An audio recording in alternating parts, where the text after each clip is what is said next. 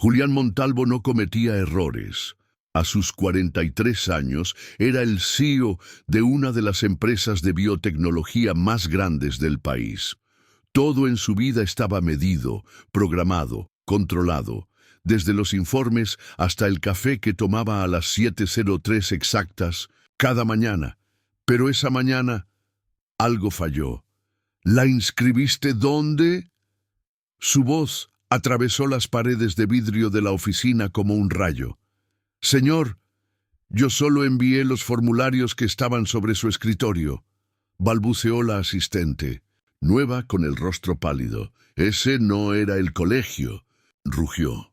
Corrígelo. Estaba furioso, porque su hija mía, su única hija, su tesoro desde que perdió a Valentina en un accidente cerebrovascular, había sido enviada por error al Colegio Público Amanecer, un lugar con pizarras rayadas, pisos de linóleo y nada del prestigio del Instituto Altavista, que él había seleccionado con tanto esmero.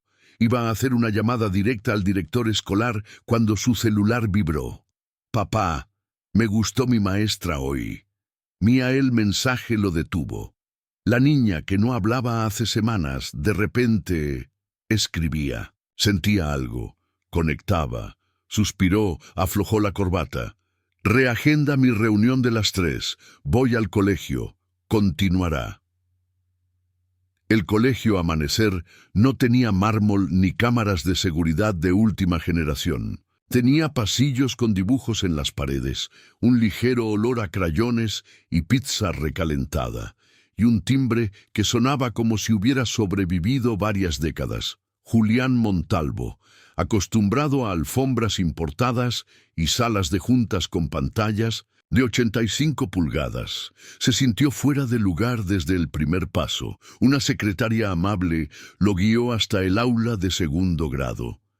Antes de entrar, él hizo un gesto para que guardara silencio.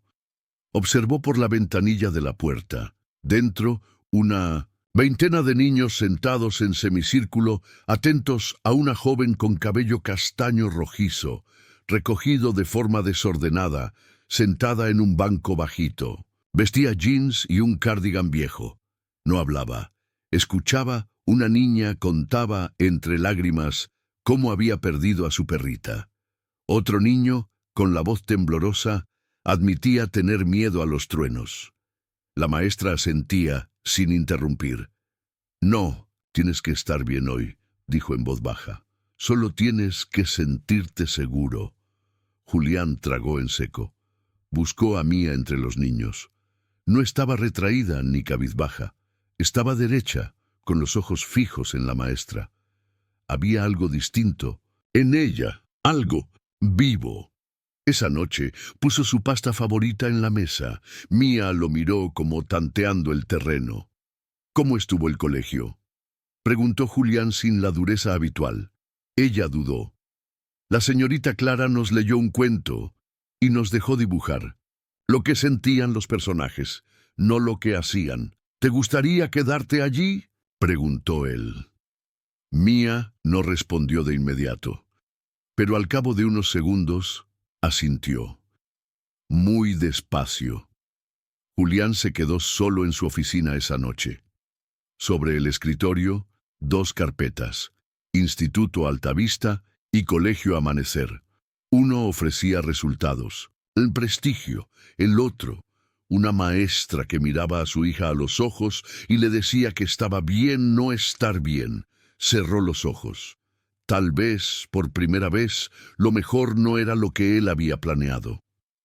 A la mañana siguiente, Clara Navarro empujó un cajoncito de madera hasta el rincón de lectura del aula. Lo colocó bajo la estantería en forma de casita y con una pequeña cartulina escrita a mano pegó un letrero: Cartas para alguien que extrañamos. Los niños se acercaron con curiosidad.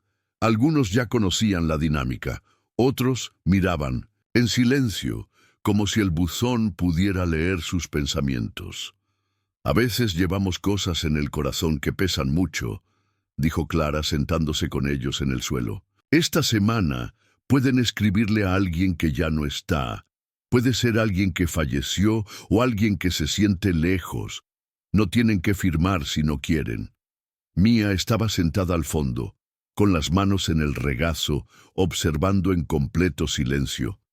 No escribió ese día, ni al siguiente, pero el jueves por la tarde, mientras los demás pintaban y tarareaban una canción suave, Clara notó que Mía había sacado una hoja de papel rosa muy pálido de su mochila. Se sentó junto a la ventana, sola. Tomó un lápiz como si fuera frágil y comenzó a escribir, deteniéndose, borrando, suspirando. Le tomó casi toda la hora. Cuando terminó, se levantó y caminó hacia Clara. ¿Puedes enviarla?, preguntó, extendiéndole la hoja cuidadosamente. Doblada, Clara se agachó a su altura, recibiendo el papel con ternura. ¿A dónde, mi cielo? Mía alzó el dedo y señaló el techo. Al cielo. Clara tragó saliva. Haré lo mejor que pueda. Esa tarde, cuando la escuela se vació, Clara se sentó detrás de su escritorio, desplegó la carta y la leyó con manos temblorosas. Querida mamá, hoy pinté con azul y no lloré. El azul ya no se siente frío. Me senté junto a Caleb y le di una galleta. No habló, pero sentí calor. La señorita Clara dice que los sentimientos son importantes, incluso los tristes. Todavía te extraño, pero hoy no tuve miedo. Con amor, Mía Clara presionó la carta contra su pecho. No dijo nada. No intentó explicar lo que sintió. Solo cerró los ojos y respiró. El sol caía sobre la ciudad cuando Julián llegó a buscar a Mía. Ella subió al auto en silencio, como siempre. Se abrochó el cinturón sin una palabra. El motor rugió y comenzaron el trayecto de vuelta a casa. En un semáforo, algo sobresalía del bolsillo exterior de su mochila, una hoja rosa, doblada y ligeramente arrugada. Julián estiró el brazo hacia atrás y la tomó con suavidad. ¿Qué es esto? Mía bajó la mirada, sin responder. Él desdobló la carta con cuidado, leyó las primeras líneas y sintió que algo dentro de él se rompía en silencio. El azul ya no se siente frío. Su respiración se volvió errática. Terminó de leer sin decir nada, y entonces, sin pensarlo, detuvo el auto al borde de la calle, apoyó la frente contra el volante y lloró. No fue una lágrima discreta, no fue un suspiro contenido, fue el llanto de 3 años de dolor guardado, escapando como un río desbordado. Mía lo observaba desde el asiento trasero. No dijo nada al principio, pero luego, con voz suave, se inclinó hacia adelante. «Papi». Julián giró lentamente, los ojos rojos y húmedos. Ella estiró su pequeña mano y la apoyó sobre la de él. «Yo también la extraño», susurró con un hilo de voz. Él le apretó la mano con fuerza, cerrando los ojos. «Y yo, más de lo que imaginas, mi amor». Fue la primera vez que lloraron juntos, la primera vez que compartieron el dolor sin esconderlo tras muros de silencio. Y fue allí, en un auto estacionado en una calle cualquiera, donde comenzaron a regresar. No al pasado, sino el uno al otro. Durante 3 días seguidos, Julián Montalvo comenzó a aparecer en el colegio Amanecer durante su hora de almuerzo. No pedía reuniones, no hacía preguntas, solo se paraba tras la puerta de cristal del aula 203 y observaba. Lo que veía lo dejaba sin palabras. No había pupitres alineados, no había exámenes colgados en las paredes. Había niños en alfombras, dibujando con crayones, mientras sonaba música de violonchelo. Caos, disfrazado de compasión, pensó al principio, pero luego notó algo. Mía dormía toda la noche. Dejó de mirar al vacío en el desayuno. Empezó a tararear mientras se lavaba los dientes. Pidió crayones para llevar a casa. Algo estaba despertando en su hija, y él no lo entendía, pero tampoco podía negarlo. Un viernes por la tarde, Clara apagó las luces suavemente. «Es hora de conexión», dijo. Los niños debían sentarse junto a alguien con quien no habían hablado esa semana y compartir algo que les diera calma. Mía dudó, pero se acercó a Caleb, un niño que no hablaba, que siempre almorzaba solo. Se arrodilló junto a él y sacó 2 galletas envueltas en papel aluminio. «Nadie debería comer solo», susurró. Caleb no dijo nada, pero aceptó la galleta y apoyó su hombro muy despacio contra el de ella. Clara contuvo el aliento, y detrás del vidrio, Julián sintió que las piernas le temblaban. Su hija, que había dejado de conectarse con el mundo, acababa de elegir empatía antes que miedo. Esa noche, mientras la arropaba, Mía susurró. «Le di una galleta a Caleb». Julián le acarició el cabello. «Eso fue muy amable». «Se sentía como yo», murmuró ella, y Julián solo pudo cerrar los ojos y sostener su mano. Era jueves, cuando Clara colocó una nueva caja en el aula, una caja de madera pequeña con un letrero que decía «Cartas al cielo». Mía no se acercó los primeros días, pero una tarde, mientras los demás pintaban, ella sacó papel rosa y escribió. Con calma, con miedo, con valor. Le entregó la carta a Clara. «Puedes enviarla». «¿A dónde, corazón?» «Al cielo». Clara la tomó con ternura. «Haré lo mejor que pueda». Pero fue Julián quien encontró la carta días después, cuando asomaba de la mochila de su hija. La leyó en el auto. «Hoy pinté con azul y no lloré. Caleb no habló, pero me sentí cálida. Aún te extraño, mamá. Pero hoy no tuve miedo». Él estacionó de golpe y lloró por todo lo que había enterrado.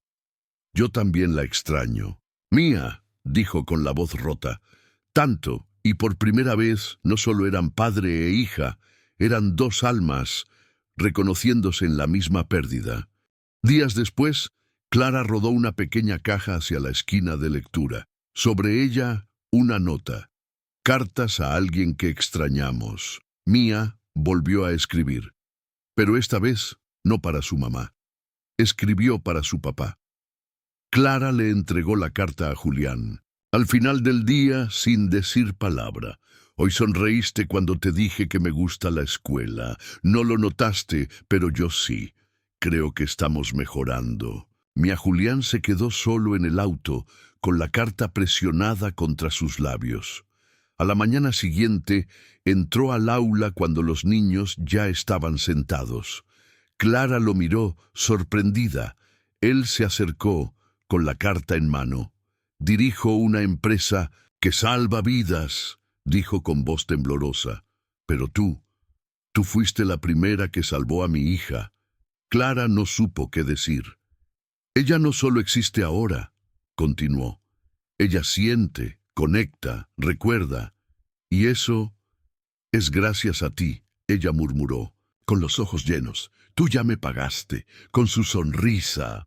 Era una mañana de jueves y todo parecía seguir el ritmo tranquilo de siempre en el colegio Amanecer. Clara había comenzado la jornada con una meditación suave, una canción de piano de fondo, y los niños estaban escribiendo sus agradecimientos silenciosos en papelitos de colores que luego colgarían en el árbol de las emociones. Pero la calma fue rota como un cristal. Las puertas de la escuela se abrieron bruscamente y por el pasillo principal apareció Margaret de Montalvo, madre de Valentina y abuela materna de Mía. Traje perla, perlas en las orejas, rostro firme como mármol. Llevaba una libreta legal en la mano y una mirada afilada. «Vengo a inspeccionar el entorno donde están dejando a mi nieta», anunció con voz altísima, sin saludar a nadie. La secretaria intentó detenerla, pero Margaret pasó de largo como una tormenta elegante y helada. Encontró a Mía en el patio, sentada en círculo con otros niños, bajo el gran ficus del centro escolar. Clara estaba a su lado, guiando con voz baja una ronda de gratitudes. Mía apoyó la cabeza en el brazo de Clara y murmuró: «Este es mi lugar seguro». Y entonces La voz de Margaret cortó el momento como un cuchillo. ¿Lugar seguro? Con esta mujer. Todos se giraron. Usted no es terapeuta, no es consejera, es solo una niñera disfrazada de salvadora. Está manipulando a mi nieta para llamar la atención. Yo no voy a permitir que una extraña reemplace a mi hija. El aire del patio se volvió denso. Los niños se quedaron mudos. Clara se levantó con calma, aunque sus manos temblaban visiblemente. Señora Whitmore, entiendo que esta visita le ha tomado por sorpresa, pero este no es el lugar para... Oh, claro que no es el lugar, interrumpió Margaret con voz cortante. Este colegio es una farsa, y usted es una intrusa, sin esposo, sin título clínico, pretendiendo llenar un vacío que nunca será suyo. Los ojos de Clara se nublaron por un segundo, pero no dijo nada. No se defendió, solo se mantuvo en pie, firme, presente, y entonces Mia se levantó. Con pasos lentos pero decididos, se colocó entre Clara y su abuela. Abrió los brazos como una escudera diminuta y temblorosa. Su voz era débil, pero clara. «¡Deje de gritarle!». Margaret dio un paso atrás, sorprendida. «Ella es la única que me escuchó», gritó Mia. «La única que me miró como si no estuviera rota. La única que me ayudó cuando yo no podía decir nada». Su voz se quebró. Lágrimas comenzaron a escurrir por sus mejillas. E luego vino o impossível, o impensável. Mia se girou para Clara, a olhou nos olhos e disse com a voz embargada: «Se eu pudiera elegir uma mamá outra vez, te elegiria a ti». Clara se ajoelhou, completamente sem palavras. As lágrimas vieram antes de qualquer pensamento. O silêncio tomou conta do pátio. Até mesmo Margaret ficou muda. Pela primeira vez, sem argumentos, foi quando Julian chegou. Vestido de terno, gravata afrouxada e expressão indecifrável. Ele havia ouvido parte da cena ao longe, mas agora ele estava ali, presente, firme, inquebrantável. Caminhou até Clara e Mia. Olhou para sua sogra com uma calma assustadora. «Basta, Margaret». Ergueu o queixo, mas ele a interrompeu com um gesto. Então voltou-se para Clara. Estendeu a mão. «Não às escondidas, não com hesitação, com certeza. Não vamos a esconder-nos mais», disse em voz alta para que todos ouvissem. «Esta é nossa família agora». Clara olhou para Mia. Mia sorriu, ainda com lágrimas no rosto, mais uma luz viva nos olhos. E naquele instante, com todo o colégio olhando, nasceu algo novo, não uma substituição, não um escândalo, uma verdade, uma menina ferida que encontrou acolhimento, um pai quebrado que encontrou redenção, uma mulher despedaçada que aprendeu a amar de novo, e mesmo Margaret, que até então só via fraqueza em Clara, ficou ali, parada, encarando a cena, olhando nos olhos da neta, e algo dentro dela começou a rachar. Era uma manhã de jueves, e todo parecia começar com a mesma calma que cada dia en el colegio amanecer. Clara había iniciado la jornada con una canción suave de piano, y los niños escribían en papeles de colores sus agradecimientos silenciosos para colgarlos en el árbol de las emociones. Pero la paz se rompió como un vidrio estrellado. Las puertas de la escuela se abrieron con fuerza, y por el pasillo principal apareció Margaret de Montalvo, madre de Valentina y abuela materna de Mia.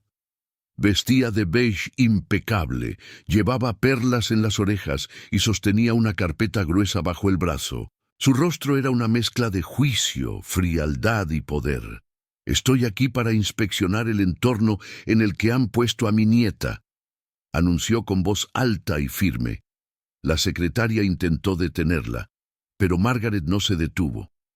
Caminó con decisión hacia el patio donde se encontraba el grupo de segundo grado, bajo el gran árbol de ficus. Allí Sentada en el suelo junto a sus compañeros estaba Mia, con la cabeza recostada suavemente sobre el brazo de Clara, que guiaba una actividad de gratitud en círculo. «Este es mi lugar seguro», susurró Mia, apenas audible. Entonces la voz de Margaret irrumpió como un trueno. «¿Lugar seguro con esta mujer? Por favor». Todos se giraron. Clara se puso de pie con tranquilidad, pero su mirada reflejaba alerta. «Señora Whitmore, entiendo que no esperábamos su visita, pero le agradecería que...» «Oh, no se preocupe», interrumpió Margaret con desdén. «Estoy segura de que usted no esperaba que alguien viniera a ver en qué clase de farsa tiene metida a mi nieta. Usted no es terapeuta, no es consejera, no es nadie. Una mujer sola, sin esposo, sin credenciales, manipulando a una niña frágil que perdió a su madre, pretendiendo reemplazarla». El patio se quedó en silencio. Algunos niños se miraron entre sí con nerviosismo. Clara mantuvo la compostura, pero sus manos comenzaban a temblar, y entonces Mia se levantó. Pequeña, temblorosa, pero decidida, se colocó entre Clara y su abuela. Abrió los brazos como si pudiera protegerla de todo el mundo. «Deje de gritarle», dijo con voz clara. «Ella es la única que me escuchó, la única que me miró como si no estuviera rota, la única que me ayudó cuando no sabía cómo hablar». Las lágrimas caían por su rostro, pero no se detuvo. «Usted no está aquí por mí, usted está aquí por usted misma, para controlar, como siempre. Pero no tiene idea de lo que Clara ha hecho por mí». Margaret dio un paso atrás, confundida. Y entonces Mia se volvió hacia Clara, la miró directo a los ojos. «Si pudiera elegir una mamá otra vez, te elegiría a ti». Clara se quedó paralizada. Sus labios se entreabrieron, pero no salieron palabras. Solo lágrimas, silenciosas, sinceras. El patio seguía en silencio. Algunos maestros al fondo contenían el aliento. Nadie se atrevía a interrumpir lo que acababa de pasar, y en ese momento apareció Julián. Vestía su traje de siempre, pero ya no llevaba la misma armadura emocional. Caminó hacia Clara y Mia. Su presencia era calma, certeza. Se paró frente a su suegra, mirándola directamente. «Basta», dijo. Margaret lo miró como si no entendiera lo que estaba ocurriendo. «Mamá, no más. No voy a permitir que sigas decidiendo lo que es mejor para Mia, sin siquiera verla, sin escucharla». Luego giró hacia Clara. Le tomó la mano con firmeza, sin esconderse, sin miedo. «No vamos a escondernos más», dijo en voz alta. «Esta es nuestra familia ahora». Clara lo miró, y luego miró a Mia, que todavía la protegía como una pequeña guerrera. Por primera vez en mucho tiempo, se sintió parte de algo. Margaret no dijo nada. Se quedó allí, quieta. Tal vez, por primera vez, enfrentando una verdad que no podía controlar. Y entre lágrimas, sol y palabras valientes, en ese patio escolar, nació una familia nueva. 2 días después del incidente en el colegio, Margaret Whitmore apareció en el apartamento de Julián como una tormenta de invierno. Su bolso de cuero golpeó la mesa con fuerza y arrojó sobre ella una carpeta gruesa, repleta de documentos. «Voy a pedir la custodia de Mia», dijo sin rodeos. «Esta mujer la está manipulando. Y tú, Julián, estás demasiado cegado por tu culpa para verlo». Julián permaneció en silencio por un momento. Observó la carpeta sin tocarla. «No vas a ganar», respondió con calma. «¿Crees que un juez va a preferir a una maestra de escuela pública antes que a la abuela legítima? ¿A una mujer sin formación clínica ni familia?» «No estoy hablando del juez», dijo él alzando la mirada. «Estoy hablando de Mia. Ella es la única que importa en esto, y ella ya eligió». Margaret apretó los labios, pero no dijo nada. Por primera vez no tenía una respuesta rápida. Esa noche el apartamento de Julián se sintió más frío. Clara no respondió los mensajes, no respondió las llamadas. Tampoco volvió a la escuela al día siguiente, y al amanecer del sábado, Julián encontró un sobre blanco frente a su puerta. Lo abrió con manos inquietas. Era una carta, breve pero devastadora. Julián, si mi presencia pone en riesgo la paz de Mía, prefiero desaparecer antes que quitarle su lugar seguro. No quiero que se repita el dolor en su vida. Dile que la quiero, que nunca dejé de quererla, Clara. Julián se quedó congelado. Leyó la carta 2 veces, luego una tercera. Sintió como si una parte de él se cerrara por dentro. No, susurró. No otra vez. Corrió al teléfono. El número de Clara estaba desconectado. Llamó al colegio. Le confirmaron que había renunciado, sin dejar dirección, sin despedirse. Julián se dejó caer en el sillón. No era solo su ausencia, era el vacío que dejaba en Mía, y Mía lo supo antes de que él se lo dijera. Al entrar en su habitación, la encontró con la carta en las manos, los ojos rojos, el corazón en el suelo. ¿Se fue?, preguntó en voz baja. Julián solo asintió. Mía no lloró de inmediato. Se encerró en su cuarto. Cerró la puerta con llave. Ni siquiera respondió cuando la señora María, la empleada, le llevó comida. Julián se sentó del otro lado de la puerta durante horas. «Hija», dijo con voz apagada, «yo también sé lo que es perder a alguien que te trae luz. Perdí a tu mamá y ahora perdí a Clara, porque no luché a tiempo. Pero no voy a dejar que esto se repita. No voy a dejar que tú la pierdas también». Un silencio largo, y entonces un clic suave. La puerta se abrió despacio. Mía, en pijama, con el rostro deshecho, sostuvo en sus manos una hoja arrugada. La primera carta rosa, la que había escrito para su mamá. «La guardé», dijo en un susurro. Pero Clara la entendió con el corazón. Julián se arrodilló frente a ella, la abrazó con fuerza. «Vamos a buscarla», prometió. «Vamos a traerla a casa». Pasaron 3 días buscando. El colegio no tenía información. Los amigos de Clara no sabían nada. El número seguía inactivo, pero Julián no se rindió. Una tarde, hablando con una profesora suplente de Amanecer, se enteró de algo. Clara se había ofrecido como voluntaria en un centro comunitario del otro lado de la ciudad, en un barrio sencillo, lleno de niños migrantes, familias rotas y esperanza a medio construir. Julián y Mía se levantaron temprano un sábado y cruzaron la ciudad. El edificio era modesto, con murales pintados por los niños y carteles escritos a mano. Entraron tomados de la mano.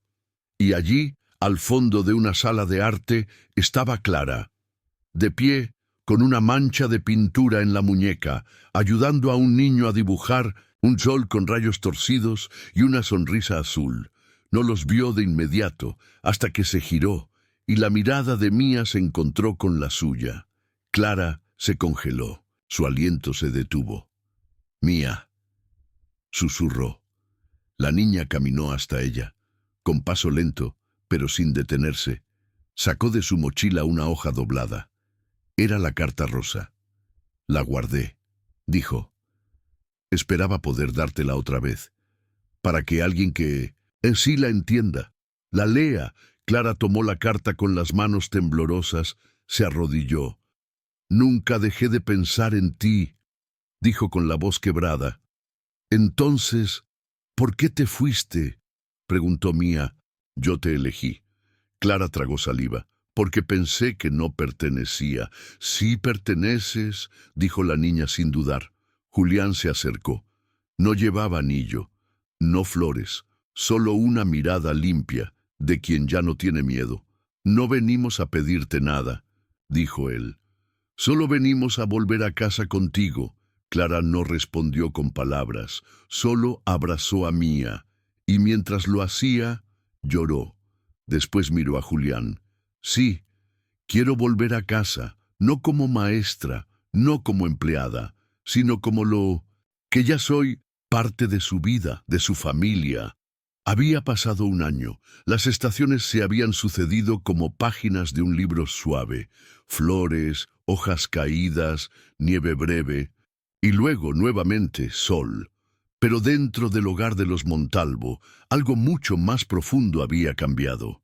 La vida ya no se vivía desde el dolor, sino desde el amor. Clara había vuelto. No como la maestra.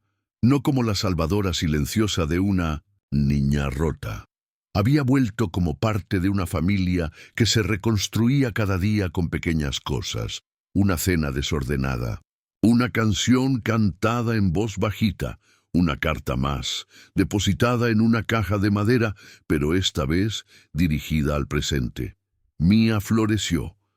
Ya no era la niña callada del fondo del aula. Ahora lideraba los círculos de sentimientos cada jueves. Diseñaba los carteles de la campaña escolar de bondad. Se sentaba con los nuevos en el almuerzo para que nadie se sintiera solo. Los maestros hablaban de su empatía serena, de su capacidad para ver al que nadie miraba. Y Julián también floreció. Había comenzado a alejarse de los grandes salones corporativos, de los gráficos de productividad, para acercarse a lo verdaderamente valioso. Junto a Clara lanzaron un pequeño programa piloto llamado Centro Amanecer, Aprender a Sentir, inspirado en el Aula 203, ofreciendo talleres gratuitos para niños que lidiaban con duelo, ansiedad o silencio emocional.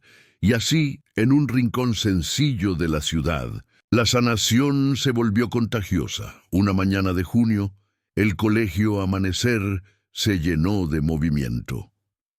Era el día de la ceremonia de graduación de 5º grado. Sillas plegables cubrían el patio delantero. Los padres se abanicaban con programas impresos. Las cámaras de los celulares vibraban de emoción. En la última fila, con su bolso perfectamente alineado sobre las rodillas, estaba Margaret Whitmore. No había dicho mucho en los últimos meses, pero sí había visto fotos. Había escuchado grabaciones de voz, y aunque no lo admitiera aún, algo en ella se había suavizado. Sus ojos buscaban ansiosos, hasta que la vio, Mía, en el escenario, con una cinta amarilla en el cabello trenzado y un papel en la mano. Su discurso. La niña respiró profundo, miró al público y empezó. Cuando llegué al colegio Amanecer, yo no hablaba. No reía, no sabía cómo sentir algo que no fuera tristeza. El murmullo desapareció. Había perdido a mi mamá, y durante mucho tiempo pensé que también había perdido mi voz. Clara, sentada en la primera fila junto a Julián, tragó saliva. Pero entonces conocí a una mujer que no me pidió que hablara. Solo se sentó conmigo hasta que estuve lista. Los ojos de muchos padres se llenaron de lágrimas. Ella me dio crayones, canciones suaves y un rincón donde respirar sin que me apuraran. Mía alzó la mirada y encontró los ojos de Clara. Ella no me dijo que yo estaba rota, me mostró que estaba sanando. Julián tomó la mano de Clara. Ella apenas podía contenerse. Hoy quiero agradecer a mi papá, que nunca dejó de buscarme, incluso cuando yo me escondía. Y también quiero agradecer a la mujer que me ayudó a volver a ser yo. Pausa. La voz de Mía tembló, pero no retrocedió. Hoy quiero llamarla como lo he sentido desde hace tiempo. Sus ojos brillaban, firmes, seguros. Mamá. El mundo pareció detenerse, el auditorio se llenó de un silencio profundo. Y luego una ola de aplausos estalló, lenta pero creciente. Clara llevó una mano a la boca, mientras las lágrimas descendían libres por sus mejillas. Margaret, desde el fondo, parpadeó varias veces. Sus labios se entreabrieron sin encontrar palabras, pero no pudo negar lo que todos veían. Mía había vuelto a la vida, y lo había hecho tomada de la mano de esa mujer. Esa tarde, cuando todo había terminado y los pasillos estaban vacíos, los tres caminaron juntos por el colegio. descalzos sobre el pasto, como en los mejores recuerdos. Mía saltaba adelante, riendo, correteando mariposas invisibles. Clara y Julián caminaban lentamente, las manos entrelazadas. No decían mucho, no hacía falta. La paz ya no era un lugar al que llegar, era lo que habitaban, y justo antes de salir, pasaron junto al nuevo. Cartel tallado en madera junto a la puerta del colegio. Decía, Colegio Amanecer, donde los niños encuentran su voz y los adultos aprenden a escuchar. Clara lo miró y sonrió. Julián la besó suavemente en la sien. Y Mía, desde el portón, gritó entre risas, «Apúrense lentos», y así los tres caminaron a casa, juntos, enteros, en paz, porque a veces el camino que no planeamos es el que nos lleva directo a donde siempre pertenecimos.